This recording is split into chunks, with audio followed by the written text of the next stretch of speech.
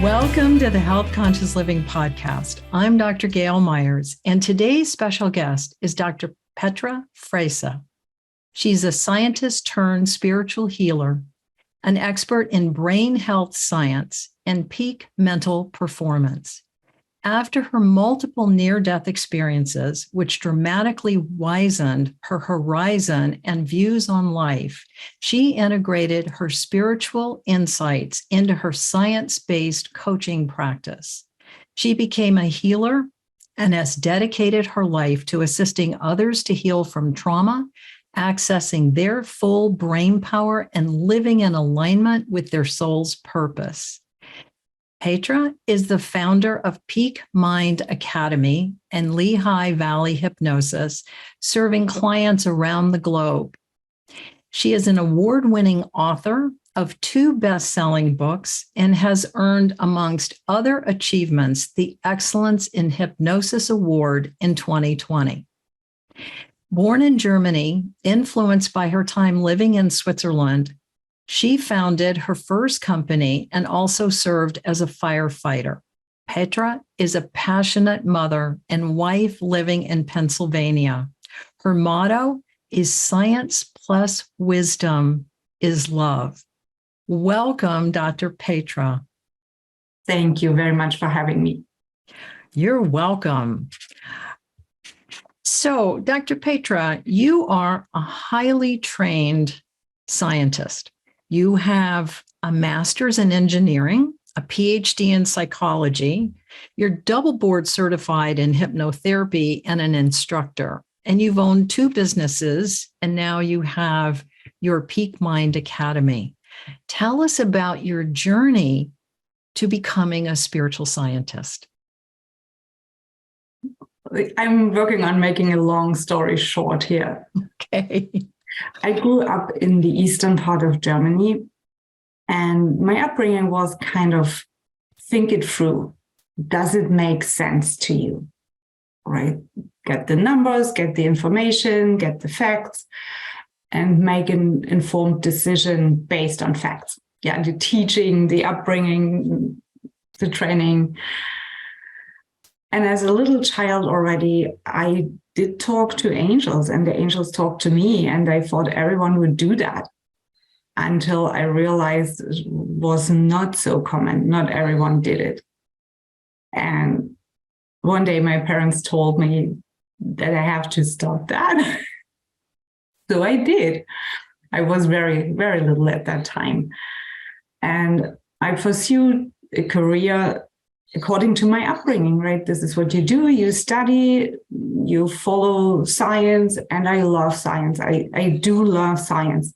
And I love that approach, questioning everything and find out the new stuff, prove, disapprove. I like that. And this is how I lived, right? This is what I believed. My world was science, and that's it. And then I had my first near-death experience. And at that time, I didn't even know what a near-death experience is. I never had heard about that. So I couldn't make sense out of it. And it really got me into deep struggles, because this is what I was used to do, right? Analyze it, find an explanation, and then move on. And I couldn't find the answers. So I went into a phase of really deep self-doubt. I thought my brain had made this up, but this also did not feel right because it was so real what I had experienced. Because you were in the childbirthing process. That's correct. I had given birth to our daughter, and after the delivery, I had lost so much blood and I needed emergency surgery.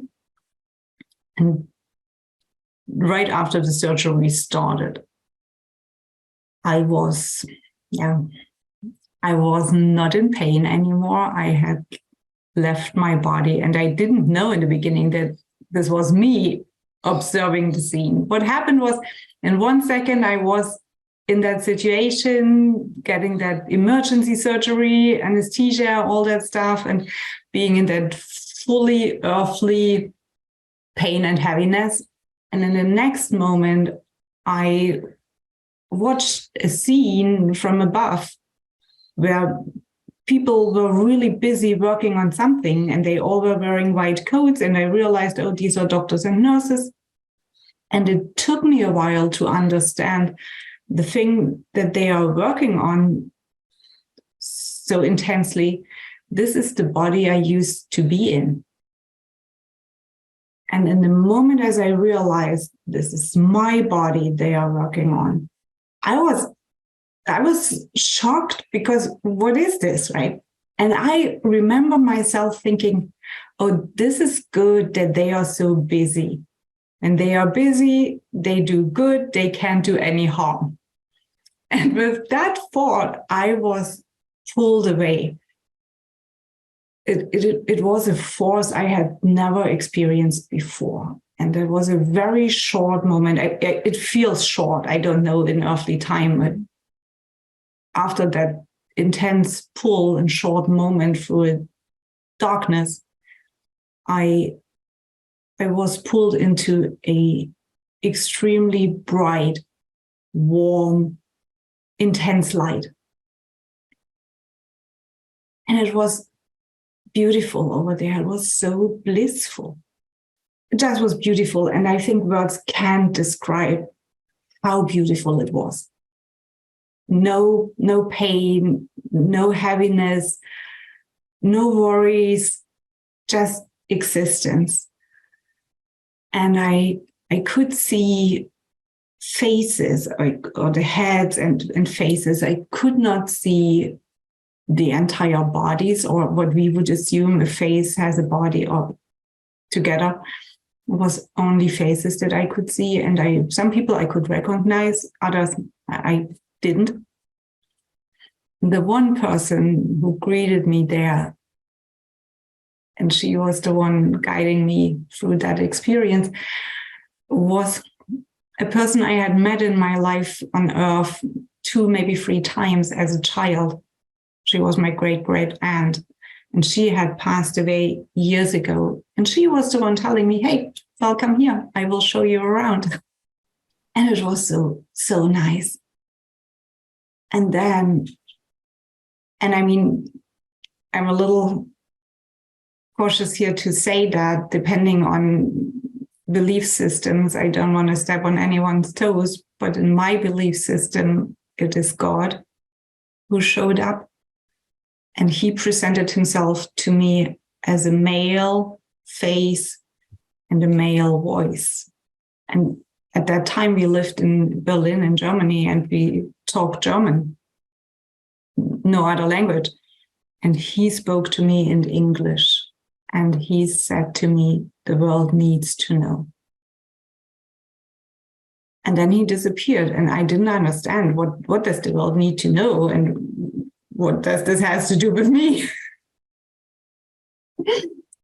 So my great aunt explained to me, and she said, the world needs to know that we don't have to have any fear. There is no fear needed on earth. And she allowed me to see, to know everything at once, the omnipresent wisdom. And with that experience, I understand that we don't need any fear at all. Beautiful. And then she pushed me back. I really did not want to come back. And I feel ashamed about that, because I know, and I had realized at this moment that I had just delivered our precious daughter. And my husband would have been alone with her. And I knew deep in my soul that they would be okay. Not that I didn't love them. Of course, I do love them dearly. But it was so nice over there that I didn't want to go back. That beautiful space of peace. But you had a mission. And we're so glad you did come back. Thank you. Now I'm glad too. But at this moment, it was, oh no. Oh no, it looks so easy from over there. Right. Yeah. Oh. So then, So now you're this highly trained scientist and you have this near-death experience, and it's obviously completely life-changing. You had no preparation either way, coming or going or coming. So what happened then? Over time, you made peace. Yeah, it took me 25 plus years just to come to peace with that, right? Well, that's great, because a lot of people may not be able to do that from having that experience. So tell us about how you came to peace. So first I tried to solve that mysterious thing on my own. I started reading. I wanted to understand. And it was in 1994. Right? We didn't have access to the internet. It wasn't that easy as it is easy today to gather information. And I came to the conclusion that's probably something that my brain made up. Or maybe it was due to the medication, to the anesthesia I had received, and I did not talk about it. And with hindsight, I only can share with our listeners, please don't do that. Don't keep it inside. Please open up. If you have any experience that you cannot understand or explain, don't keep it inside. It's not going to be a solution for forever, right? So I changed, and I didn't realize that I changed so much. And in the meantime, I had 2 more near-death experiences. And after 6 years, my husband said to me, we have to sit down, we have to talk. This is not how I want to live. You've changed so much. What is going on with you? And I felt like a fraud, right? He had married a scientist, he had married an engineer, and now I was this person with the experiences I had not shared with him. Couldn't make sense. And I thought, what do? I felt I had, at this point, I had nothing to lose. I thought I would lose him if I don't open up. And I thought I would most certainly lose him if I tell him what had happened. So I was in huge fear, even though I had received the message, we don't need fear. But it's so different if you hear it on the other side and then you work on living it on the earthly plane. So there's so much fear. Right? Yeah. And fear is so often in control, and we don't need it. And now I understand this much better. So I shared with him, and he reacted completely different than I had expected. He said, okay, this is what you have experienced. We have to deal with it. And he is a scientist, right? He is a pure scientist. So I never thought, even though he's my husband, that he would react like this. And he asked me a million questions, and I gave him the answers that I knew about. And I explained to him that I felt like a fraud, like a sham package, that he had married someone and suddenly he had a different person. And it felt so much better that I could share with him, and that we did the research together and we learned. And we also talked about the 2 other near-death experiences I had at that time. And we tried to get out to put the things together and make sense out of them, right? So the second message was that we always have a choice. The second near-death experience, I was given a choice. So I was on the other side, and I was asked if I would stay over there or if I want to go back on Earth and fulfill my life's purpose, the contract I had signed to enter this lifetime.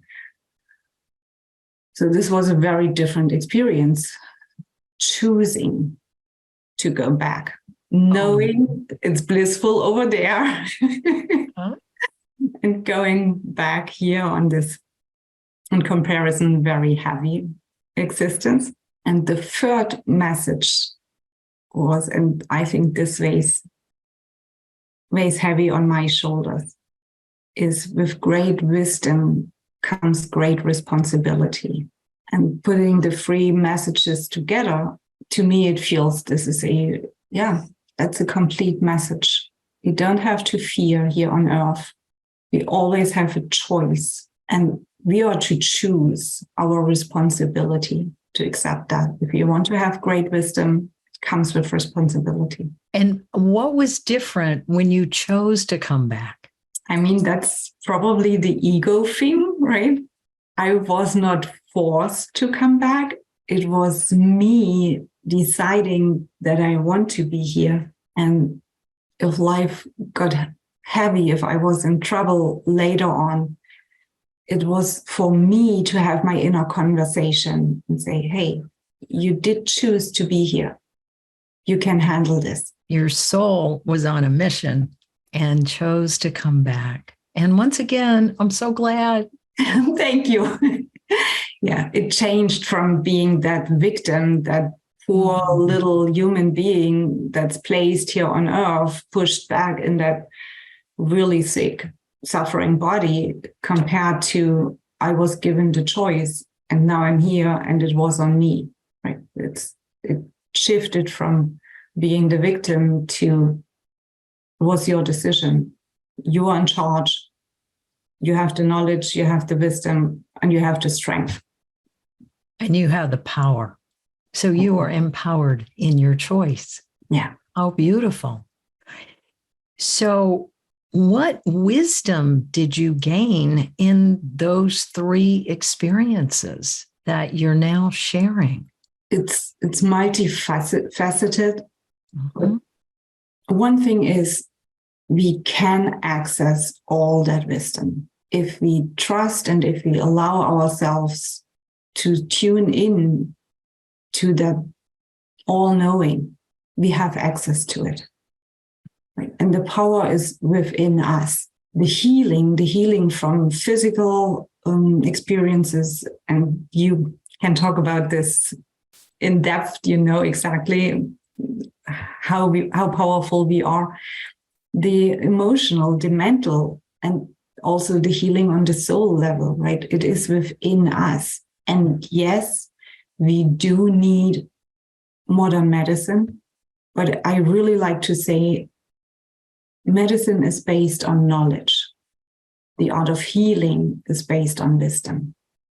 And when we combine both, right? When we combine the modern medicine and our wisdom, this leads to complete healing. And this is what I see reflected in my life. When we combine science and engineering, the thinking based on facts and numbers and strategies, when we combine this with the spiritual experience and that wisdom, we become complete. Beautiful. Yes, I speak about this from my experience and in earlier episodes of the podcast that we're spiritual beings having a human experience, and we have these bodies and we have these experiences, but we're not the body and we're not the experience. We're much greater. And we are here to grow and learn and gain wisdom and share. And so here you are. So you had several experiences of that human spirit, and then the combination of being here with that awareness. Because it sounds like the first time that was the hardest part of coming back, was really how do you integrate that kind of experience and that universal knowledge and wisdom that you had in like momentarily and like eternal time and wisdom. And then you come back and you are having to navigate the world. So how did you go about, because then how did it come about that you studied hypnosis and then formed the Peak Mind Academy? You've written 2 wonderful books in the process. I jokingly said in the past, and I'm not going to say this anymore because you told me that it's different than I had thought about myself. I thought I'm a bad student. So I needed 3 near-death experiences. And after I had opened up and shared with my husband, I had 4 additional experiences, spiritual, transformative, near-death experiences or out-of-body experiences. What I did not need then, after I had opened up, was that physical injury. So I could leave my body. I was pulled out of my body, received the information, the message, and had to re-enter the body. So that's the beauty of having out-of-body experiences compared to being injured. Before, you don't need that physical healing afterwards, right? And I thought it took me so long to understand. And then you helped me understand that's for my scientific mind, that I could believe this is happening, right? That we can repeat that. And it was not my experiences that led me to change my life's path. It was a situation with our daughter. Our daughter got really, really sick at the age of 10. And the medical doctors summarized that finally in a sentence that really, changed everything for me. They said she would not survive the night and we should say goodbye to her. And I could not accept that. And after her surviving, I started studying like crazy. And I can say like crazy because this became my entire life, against the prognoses, against the prediction of the medical experts. She survived the night. Then we took her home against scientific knowledge. I chose to go with a mother's wisdom. We took her home and she recovered. It was a long journey. It wasn't easy, but she survived and she restored her health. So with hindsight, I wanted to understand what was it that made this miracle possible, that made it happen. And with hindsight, I found out this was hypnosis. So I was sitting next to her 24/7 and I talked and talked and talked. And hypnosis is talking, right? The hypnotist, the client, they talk with each other. It's not just a hypnotist talking, but we talk on a different level of the mind. We talk on a much deeper or much higher level of the mind, to the subconscious, the higher consciousness. And this is what I had been doing with her. And would say spirit to spirit communication. Yeah. And soul to soul, spirit soul to to soul. Yeah. Yes. Does she have any recall or memory of that, you talking to her, the soul to soul communication and clearly the mother's love and determination? She has, not as earthly or vividly as we have, my husband and myself. And he was the one keeping the balance, right? We talked about balance. That's so important. From time to time, he told me that I had to get some sleep also, and that I need to stop talking to her. She probably has a headache already. So we changed the shift. And yes, she has some recollections, but it's more the general, yes, you've been always with me, and you talk to me the entire time. And what she refers to really often, and that's why I say it here, because I feel it's important for our audience. She always tells me, you gave me the choice. You allowed me to choose. And this is true. I a million times told her, if you have to leave, you're free to leave.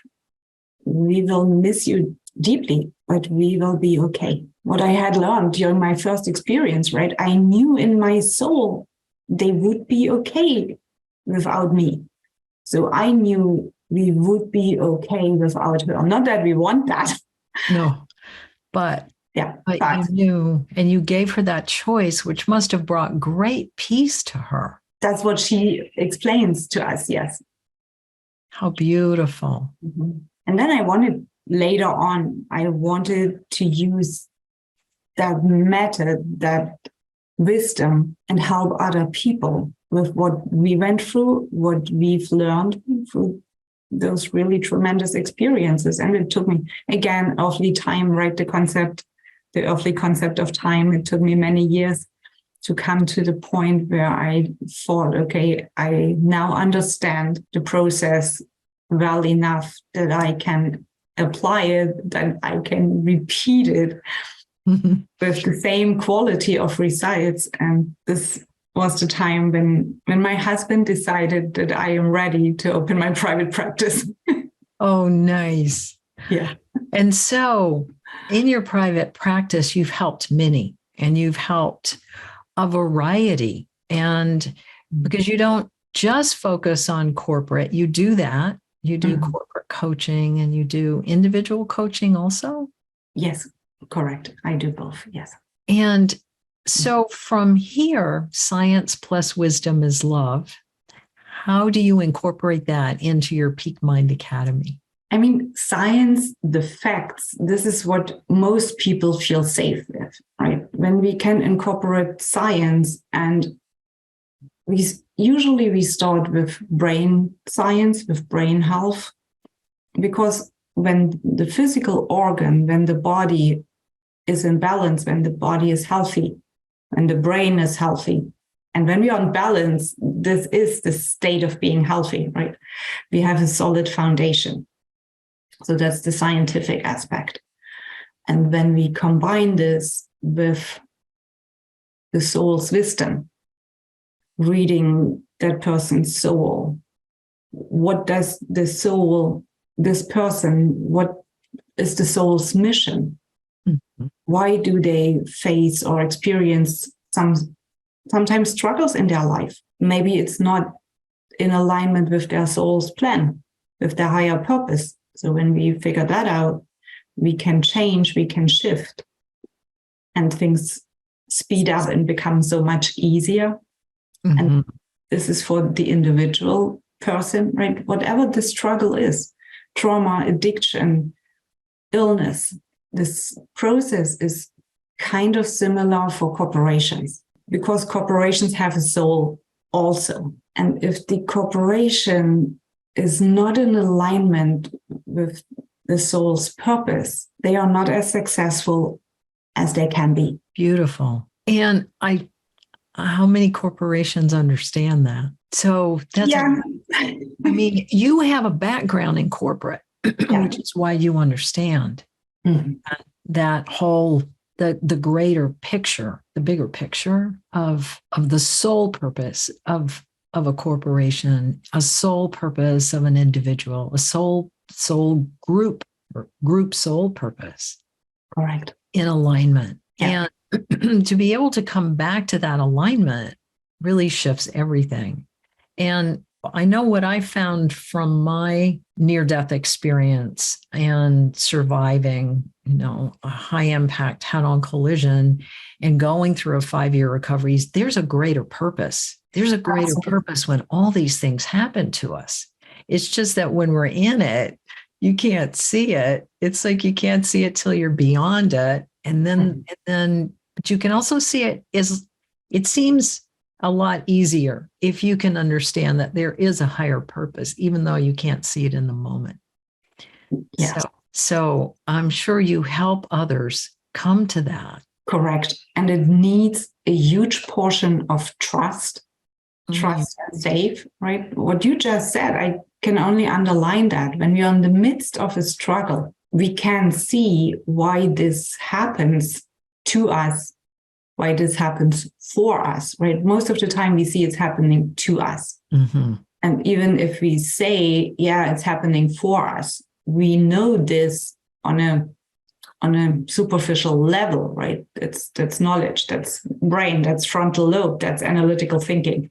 But that deeper knowing in the soul level, this is what we have to work to really get there, to that deepness.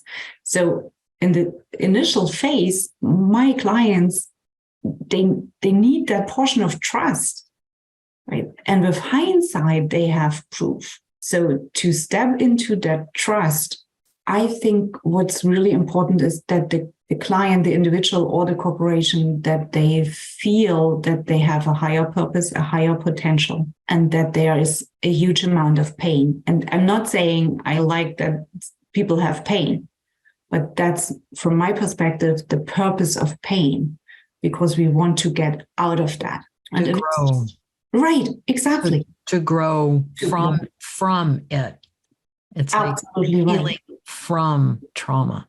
Yes. And there's such a gift in it. It's so hard to see in the moment. It doesn't feel like it. It doesn't look like it. It doesn't sound like it, but it is such a gift. If we can just stop, and that, again, having that soul connection and that soul trust and that inner wisdom to be able to access that and have that that's the gift. And that's the gift that you keep on unwrapping every day. Yeah. Yeah. And it must have been so transformative for back to your daughter to have gone through that, knowing that she made the choice and knowing she came back, and just in reading in your book, what a recovery she made. It's phenomenal. I mean, if I get this right, she was not able to speak. She had a speech problem for a while. And then she now went on to get degrees and speaks, 5 languages? 7. 7. Yeah. 7 languages. Okay. Yeah. So, yeah. So the diagnostic outcomes are not always correct. Absolutely. And this is something I really want to help our clients to understand, right? To find hope again.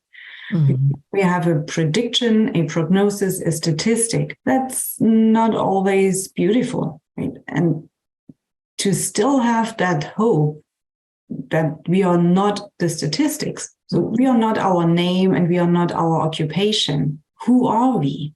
To come to that essence and connect or reconnect with who we truly are. That's so important. And when we understand we are not the statistics, so we do not necessarily have to fulfill the prognoses. We can use our own power and we can create our own miracle. And we have the power to create, right? And creation, I see creation as an antagonist to competition, right? When we compete, this means we compare. And we want to be better as someone else or something else in the same arena that exists already. So we want to repeat the same existing thing a little better or much better. When we go into creation, we know what's there and we want to create, we want to build something new. And competition, when we want to go that same route, right, to be better, it's a good thing. I like to be competitive, to move forward, to do better in the arena of something that exists, which is good, which is serving us well, do it better.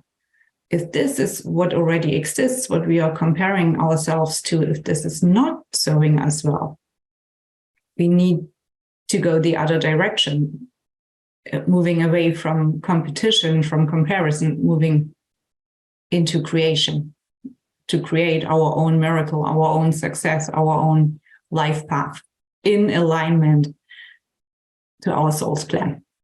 That's so beautiful. Yes, because as spiritual beings, we are creating all the time. So what are we creating? How are we creating?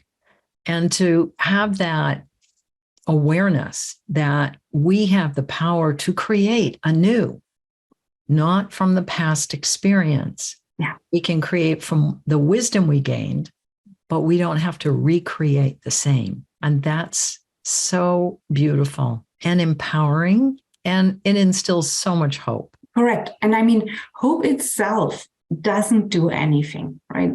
Hope itself doesn't create anything. But I think hope is essential. It's the fuel for us, for our engines to run, to move forward, to create something, right? And to continue to empower that creation.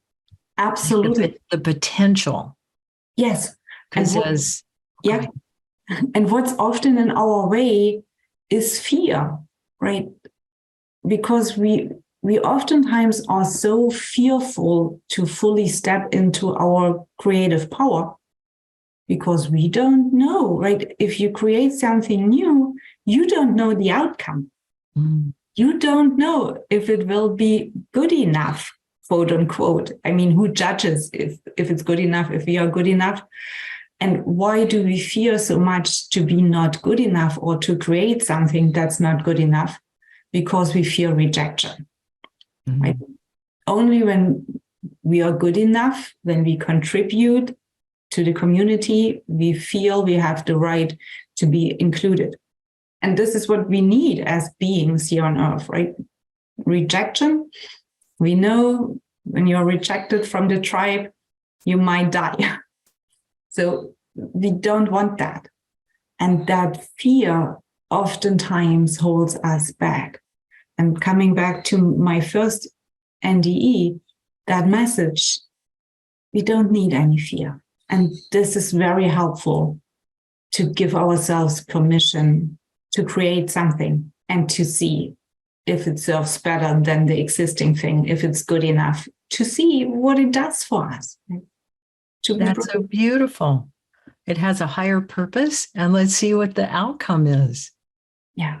Oh, thank you so much for sharing this with us today. What 3 things would you like to share with the audience as we finish? What 3 things would you like to leave with the audience? I would definitely say go into conversation with yourself about the fears you have. And have that in the back of your mind. We don't need any fear. Fear is not necessary. And we are born with 2 fears, right? We are born with the fear of heights equals the fear of falling, and with the fear of loud noises. All the other fears we have learned.